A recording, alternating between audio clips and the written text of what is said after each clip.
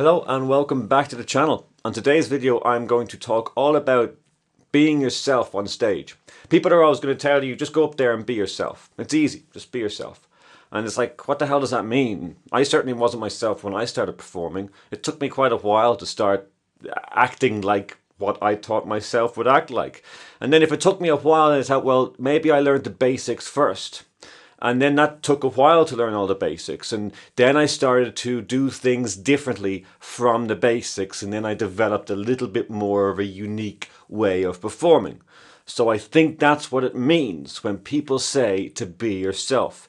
It's to do things differently other than the basics of comedy. Because if we all follow the basics of what every single time someone says, well, open up with material about the room and, do lighthearted stuff at the top of the show and keep it punchy and do all that kind of stuff, then at the end, we're all just going to do the same sort of comedy and it's going to get boring pretty quickly. And, well, I'm here to tell you now in this video, I've broken down a couple of little small theories on how you can be yourself, also follow the basics. And the basics are always going to be there for you when you need them, when you need to gather that tension in the room, when you need to steer the comedy show in the right direction. That's why the basics exist. They're existing so you can move away from them when you want to get adventurous. And when you start to get adventurous on stage, that's when you start to be yourself. Because the only way you can perform on stage outside of the basics is true to yourself. However, without understanding the basics, then whenever you go and start performing for yourself, you're not able to connect what you're talking about to the audience. So actually, being yourself is a very complicated, more advanced theory than anyone ever really talks about. It might be the most advanced theory there is out there, because when you stray into the unknown and start taking the audience with you, well, you need the basics to fall back on so that you can create the right tension whenever you feel you're losing them. And the moment and that feeling, the knowledge that you're losing them will only come after many, many times on stage. Therefore, experience. So of course, just like every other rule in comedy and in performance alone, the more you get up on stage and try this out, the better it's going to be. But at the beginning, it's good to have an understanding of basics versus being yourself, and that's what this video is going to be about. I have written this episode and every other episode off the back of doing positive critique videos for the viewers on my channel, just like yourself. And I haven't released a video publicly for a while because I am so busy doing the critique videos. I can't believe so many of you want them, and it's absolutely fantastic to give you my opinion and where you are going right on this channel. So if you're interested in that service, do drop into the description box underneath this video, and the email address is right there. You can email me and you can support the channel. I'll check out your footage and I'll give you all the positive things you're doing. It is a positive critique. Cannot stress that enough. I'm going to highlight some of the things that you were doing correct, and I'm going to motivate you to get more out of what you're already doing right that you might not even be able to see, and I am. Alright, so let's get into the theory of this video. We've already discussed a little bit of what it means to be yourself. It's to break away from the basics and go into the unknown and really open up more honestly about your experiences. Now, that's coming to a very important first point. Being honest. A lot of the time when I'm critiquing the videos or if I'm at a show, new comedians are getting up on stage and they're describing pieces of information about themselves, right? Whatever it is. Now, I always find that they tiptoe around being honest about what they feel about things. Now, I'm not saying they're lying, but I'm saying they're not going into the extreme detail of what it is they're talking about. They're moving too far quickly through topics and not allowing the topics to sit in the room for longer.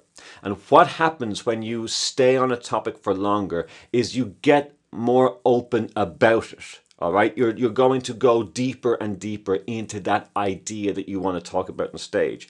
And sooner or later, you start to uncover some truths that you might not feel comfortable saying in front of an audience. That's where the real great comedy lies. There's fantastic moments and hidden punchlines in what you find it uncomfortable to talk about on stage. Because if you bring them there and then even you get to a place that's really honest and is a first for you, the whole room, the audience and you alone are kind of going into the unknown together, and it uncovers some really natural moments. Now, of course, if you do this 2, 3, 4, 5, 6 times, you've already gone there with an audience. So some of your uncomfortable feelings about this all go away, but they don't go away for the audience. And it's almost like you're going there every single time. Now, I'm not saying that you need to shock every audience. I'm not talking about that type of honesty. Although if that's the kind of comedian you are, then I am talking about that kind of honesty. I'm talking about whatever way in which you perceive to be more honest is. So whatever kind of a person you are, whatever kind of topics you want to uncover, I want you to go more honest in whatever way you perceive that to be. So I want you to be more open with the audience and try and get more punchlines hidden. It's not good enough to say, oh, I don't like my job because they make me do XYZ.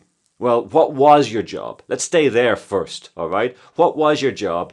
And when you talk about what your job is, maybe even before mentioning what your job is, you could write down all the jobs that people might think you do based on your appearance, right? Based on just how you carry yourself, how you look. What are the kind of jobs people think you might do? And then you could write down another exercise and saying, well, here's all the jobs that people think I can do. And the second exercise would be, here's next to all those jobs, I'm going to write down why I could not do these jobs. And I'm going to be honest, I'm going to be absurd, I'm going to be silly. And of course, every single sentence you write down is naturally going to be a punchline.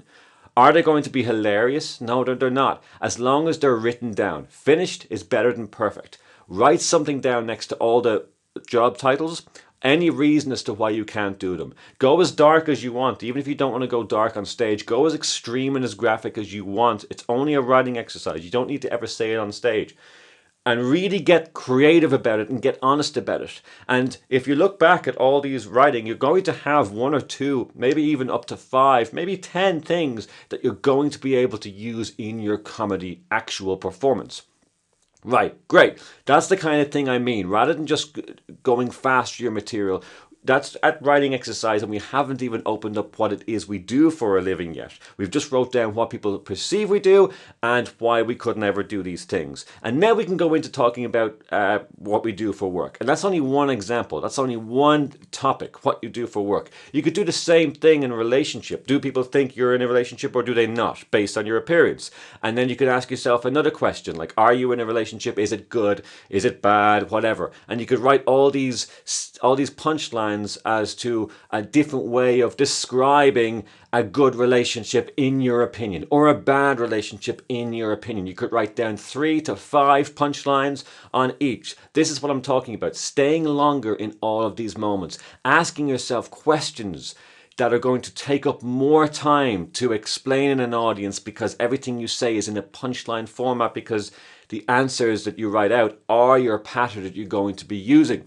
So that's what I mean when I say being more honest. It's staying for longer in a topic and diving deeper about what you feel about those topics. And all you have to do in writing is just ask yourself as many questions as possible. Some of them are not going to ever make the stage. Some of them are. Less of them are than will not, of course. But writing should not just be about what you write down, you're going to learn off and stay on stage. You should just keep writing, because the more information on that page about yourself, the better understanding you are about yourself, and especially the better understanding you have of yourself, of that version of yourself you want to be on stage, right? Because we all play a little bit of a different version of ourselves when we go up on stage. So we need to really know what character that is. It's not going to be too different from who you are in real life, but there's parts of it that are going to be exaggerated for comedic effect, and that's a good thing.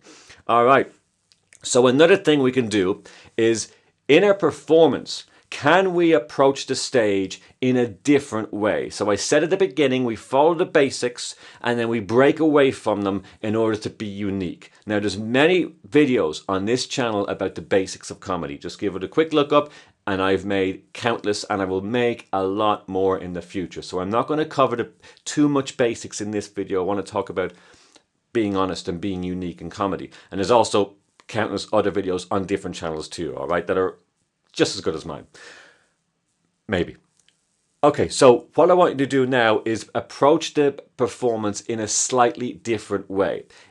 Can you start your comedy set in a different way to everybody else? Is there something you can be doing? Like, is it really cold outside and you're wearing a jacket on stage and you get up on stage and you slowly take off the jacket and you hand it to a person in the front row? That's a different way of starting. Is it good? I don't know. It could be good if you're comedically funny with your body movement and it took a long time to do so. Or are you going to give the mic stand to the front row? I used to do that.